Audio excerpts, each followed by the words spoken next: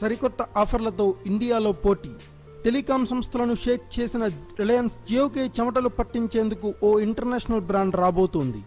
వినూత్న ఆఫర్లతో Canada telecom దిగ్గజం data wind భారత్లో ఎంట్రీ ఇచ్చేందుకు రంగం సిద్ధం చేస్తుంది.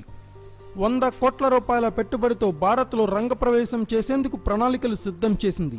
ఈ మేరకు pan India virtual network operator licence కోసం దరఖాస్తు చేసుకుంది.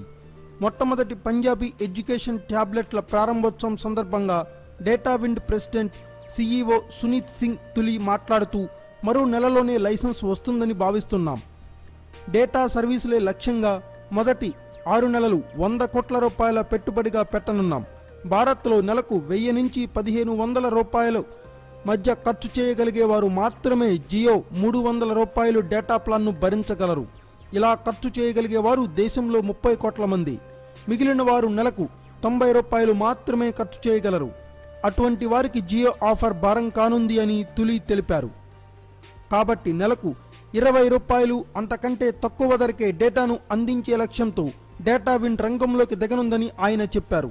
ఈ ప్లాన్ ప్రకారం భారత్లో సగటు వినియోగదారుడు డేటా కోసం ఏడాదికి కేవలం 200 రూపాయలు మాత్రమే ఖర్చు చేస్తాడని, అంతకు మించకుండా డేటా సేవలు అందించాలనుకున్నదే తమ లక్ష్యమని ఆయన వివరించారు. ఇది అందుబాటులోకి వస్తే జియో టారెత్తిపోవడం ఖాయమని టెలికాం విశ్లేషకులు వ్యాఖ్యానిస్తున్నారు. Thanks for watching. Please subscribe our channel.